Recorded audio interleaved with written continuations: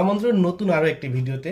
আপনারা দেখছেন আমি লিখেছি নর্ডিক অঞ্চলের দেশ কয়টি।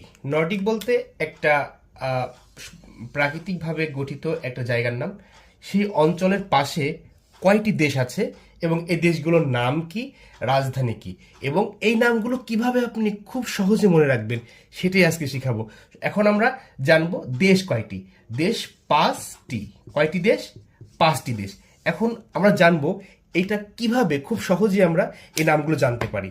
দেখুন, টেকনিক আপনি প্রথমে মনে রাখবেন যে ফি ডে, ফরাসি ফি ডয়কাই ডে, ফি ডে আসুন, শুন, শুধু এইটুকু লাইন আপনি মনে রাখুন এবং দেখেন কি সুন্দর করে আপনার এই পাঁচটা নাম মনে থাকে।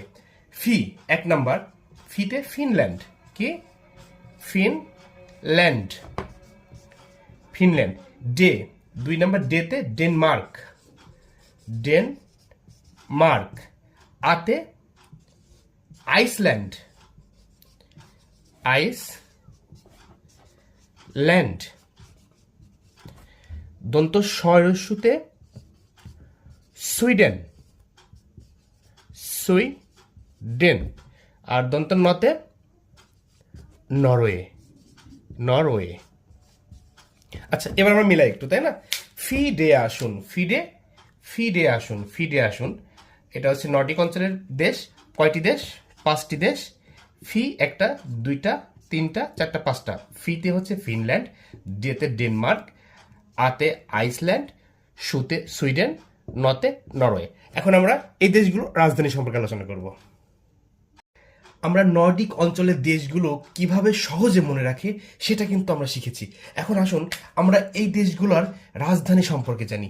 এই রাজধানীগুলো এতটাই ইম্পর্টেন্ট, প্রত্যেকটা পরীক্ষাতে একটা না একটা প্রশ্ন আসবেই। আসুন আমরা জানি। দেখুন, প্রথমে হচ্ছে ফিনল্যান্ডের রাজধানী কি? হেলসিঙ্কি। খুবই গুরুত্বপূর্ণ, খুব গুরুত্বপূর্ণ, হেলসিঙ্কি।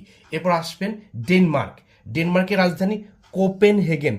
কোপেনহেগেন এতটাই গুরুত্বপূর্ণ, বিশ্বের অনেক বড় বড় সংস্থার সদর দপ্তর কোপেনহেগেনে অনুষ্ঠিত হয় এবং সদর দপ্তরগুলো কোপেনহেগেনে, এবং অনেক আপনার দেখা যায় বিভিন্ন ধরনের সামিটগুলা এই কোপেনহেগেনে অনুষ্ঠিত হয় প্রত্যেক বাৎসরিক।